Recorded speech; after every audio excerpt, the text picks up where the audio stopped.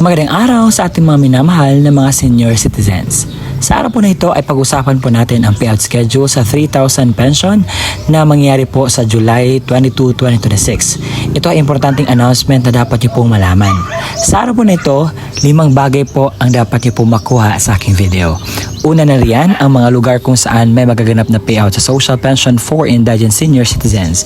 Pangalawa, ano ang oras po ng inyong payout? Pangatlo, saan po ba gaganapin ang inyong payout? Pang-apat, mga kumpletong requirements na dapat nyong i-ready. At panglima, mga dagdag kaalaman patungkol po dito. Kaya naman, inaanyayahan kita na tapusin mo ang video nito hanggang sa dulo nang sa gayon makuha mo ang punto ng video kong ito. At hindi ko na papatagalin pa ang oras na pag-usapan ang bagay na ito. Kaya naman, let's go! Bacau Social Pensioners, ito na po ang schedule sa inyo pong second quarter National Social Pension Payout sa July 22, 2026 sa Mandurriao, Barangay Guzman, Imperial Gymnasium, alas 9 po ng umaga hanggang whole day po sa 12 tellers.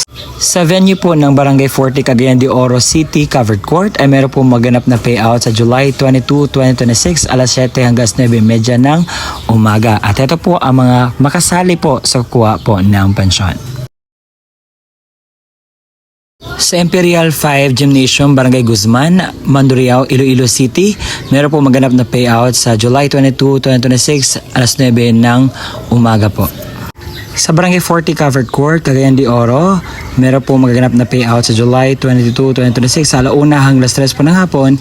Ito po ang mga pangalan na kasali po sa kukuha ng pensyon.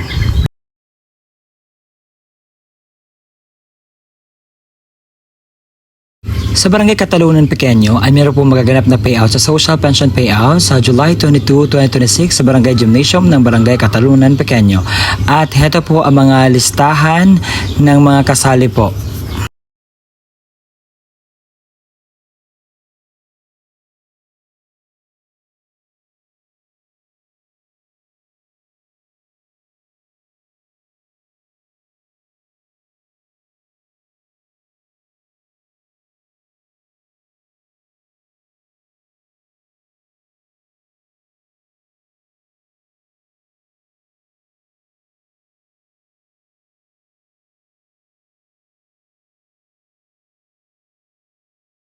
Sa Anuling Barangay Patikul, Sulu, meron pong announcement para po sa ating mga minamahal na senior citizens.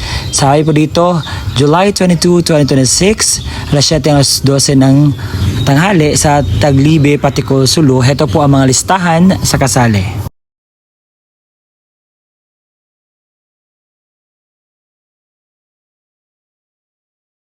Sa Bulungan Covered Court ay meron po magganap na validation sa July 22, 2026 alas 8 po ng umaga at heto po ang mga listahan sa mga pangalan na kasali.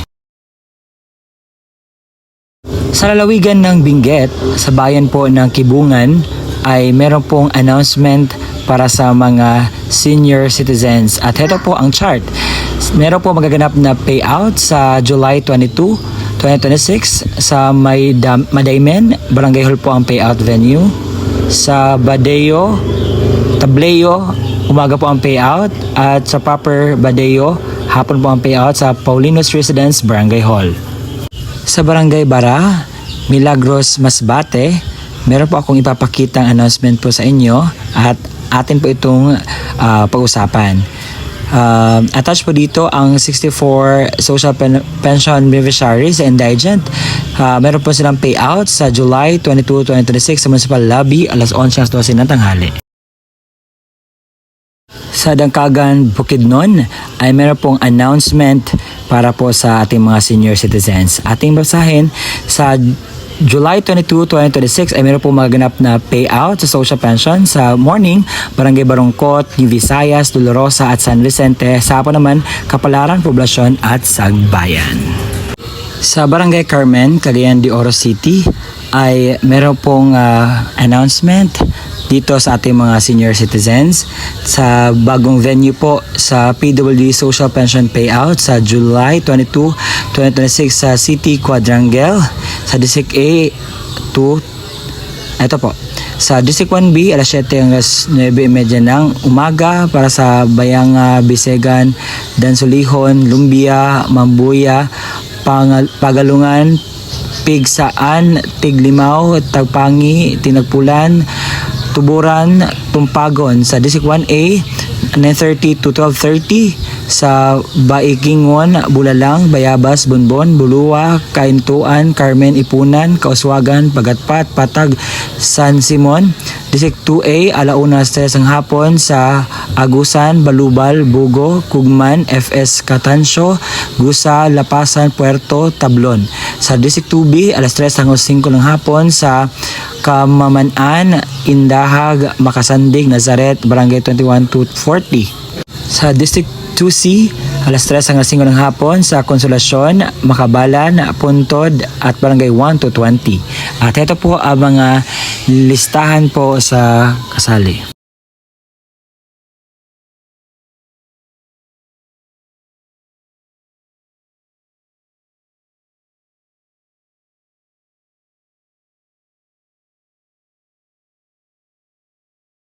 Sa Barangay Doña Imelda ay meron pong payout sa July 22, 2026, alauna ng hapon sa Rising Garden, Quezon City. At ito po ang mga listahan po.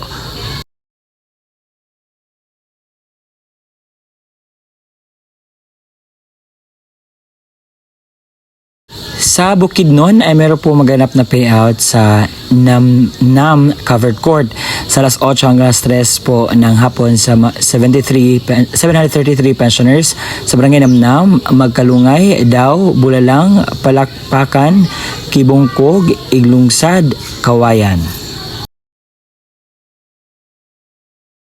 Sa Ayungon po ay meron pong first semester payout sa mga listahan na nakalista dito sa Ayung Gymnasium alas 8:12 ng tanghali. Medellin, Cebu Social Pension Payout schedule for indigent senior citizens sa July 21 to 22, 2026 po para po sa third quarter. Meron pong magaganap na releasing. Sa municipality ng Dupax del Norte sa July 22, 2026 sa Lowland Barangays Municipal Gymnasium po ang new payout sa 9 hanggang 12 ng tanghali po ang new pong payout. Sa Kanyorong, Sambuan, Cebu ay meron pong payout sa social pension sa July 22, 2026 sa Basak Covered Court po alas 9 ng umaga.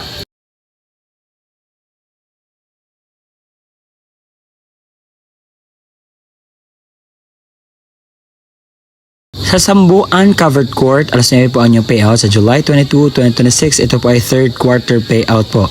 At ito po ang mga listahan sa mga pangalan na kasali po na kukuha po ng pensyon.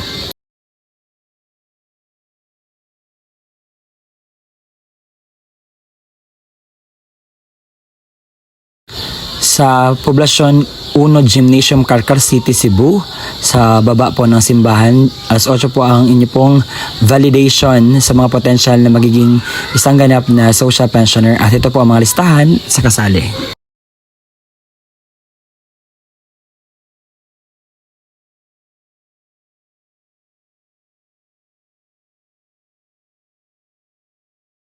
Sa Parañaque, sa July 22, 2026, sa control number 630 hanggang 924 ay meron po magaganap na validation. Heto po ang mga listahan ng mga kasali sa validation.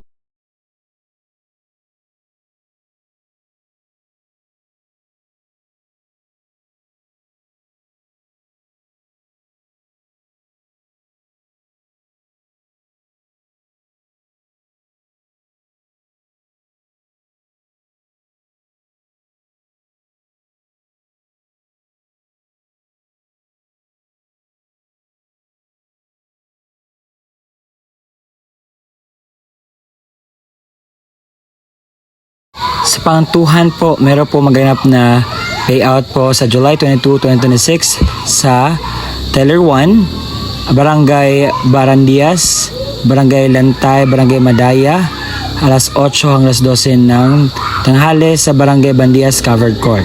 Sa alas Alas Teller 2 and 3 ang Barangay Mendiz, Barangay New Eden, Barangay Portulen, Barangay Concepcion, Barangay sa General Conference Room Munisipyo.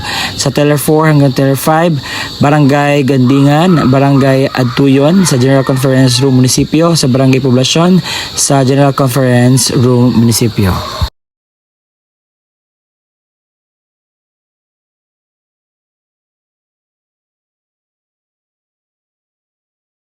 Sa Barangay Bonbon ay meron po magaganap na payout sa July 22, 2026 as 9:30 as 12 ng tanghali sa Barangay 40 Covered Court, Cagayan de Oro, at ito po ang mga pangalan sa listahan sa kasali.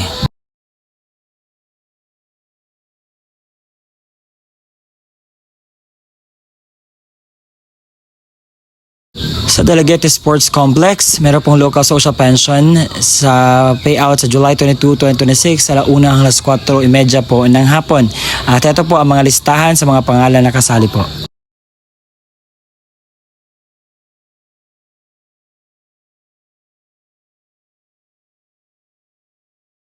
Sa Cavite po ay meron po maganap na payout sa Barangay Tartaria sa alas 8 hanggang 9:30 ng umaga, sa may 74 pensioners po. Sa Hoyo, alas 9:30 hanggang 10:15 ng umaga sa 31 pensioners po ito. Sa Puting Kahoy, 10:15 to 11 a.m. 31 pensioners sa Tarsia Buklod, Bahayan Covered Court.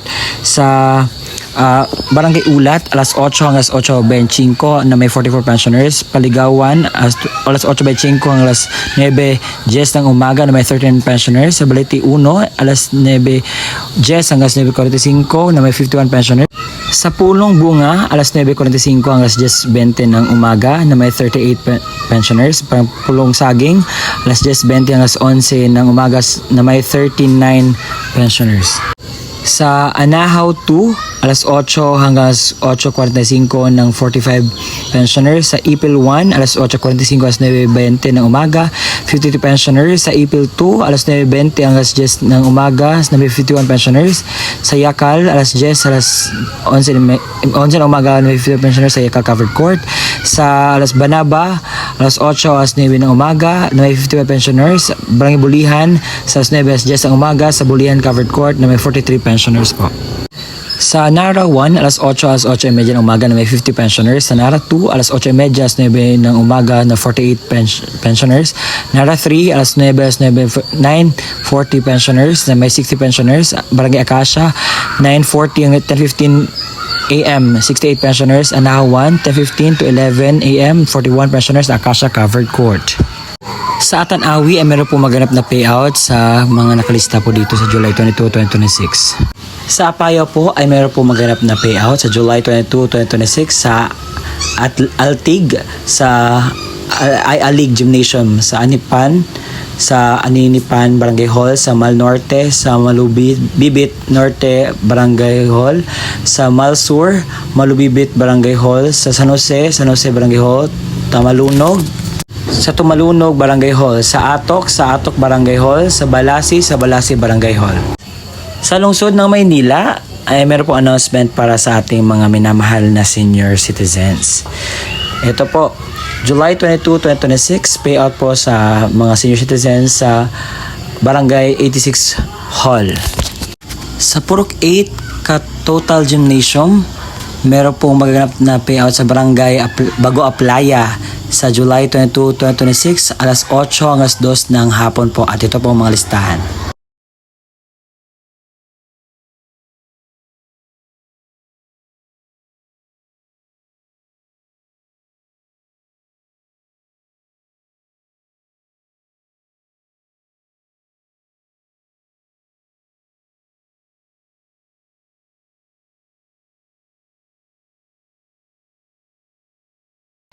Sa Sultan Kudarat, Maguindanao del Norte, ito po ang aking announcement para sa ating mga minamahal na senior citizens.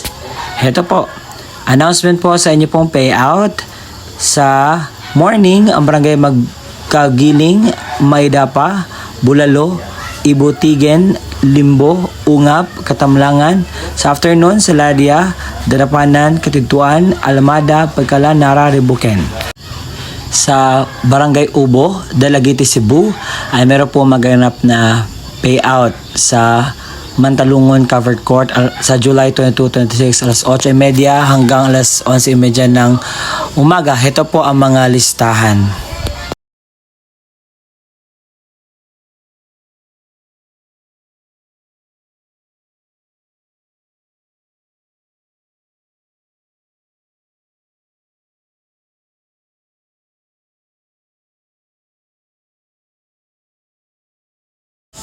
Sa Barangay Covered Court ng Barangay Bulalakaw ay meron po maganap na payout. Ito po ay sa Coron, Palawan. Sa July 22, 2026, third quarter na social pension payout po. Ito po ang mga listahan ng mga kasali po sa payout na mangyayari.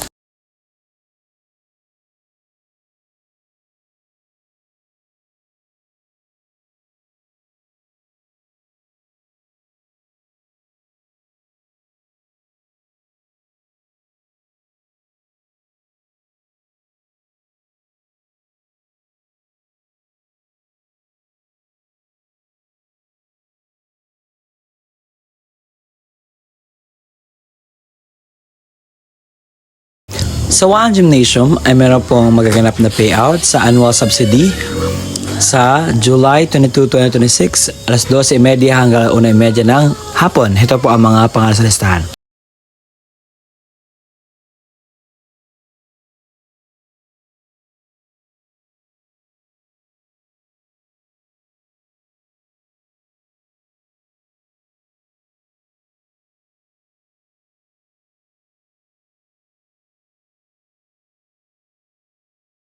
Sa Barangay Singkang Airport ay meron po magaganap na payout sa July 22, 2026 alas 8 ng umaga hanggang alas 3 po ng hapon sa FSCAB office.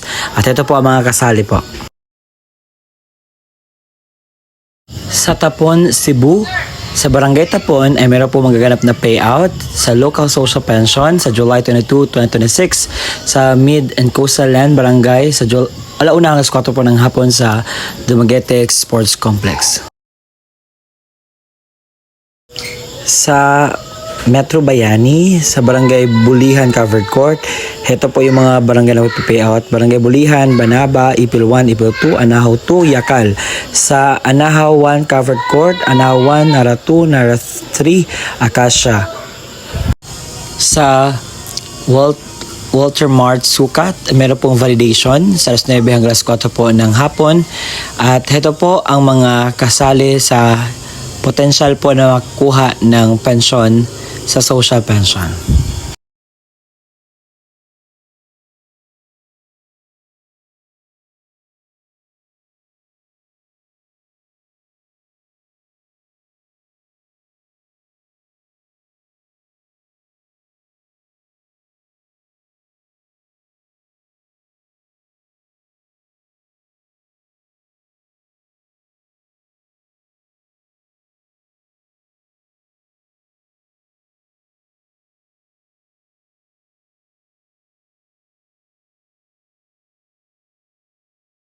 Ang mga lugar kung saan may magaganap na payout o bigayan ng pensyon para sa ating mga minamahal na kwalipikadong senior citizens.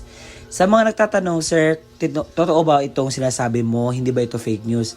Hindi po iyan fake news dahil naka-include na po ang mga details na dapat nyo pong ma-inculcate, malaman, maramdaman. Kasi gusto ko pong sabihin sa inyo, dahil maraming nasabi, fake news naman sinasabi nyo.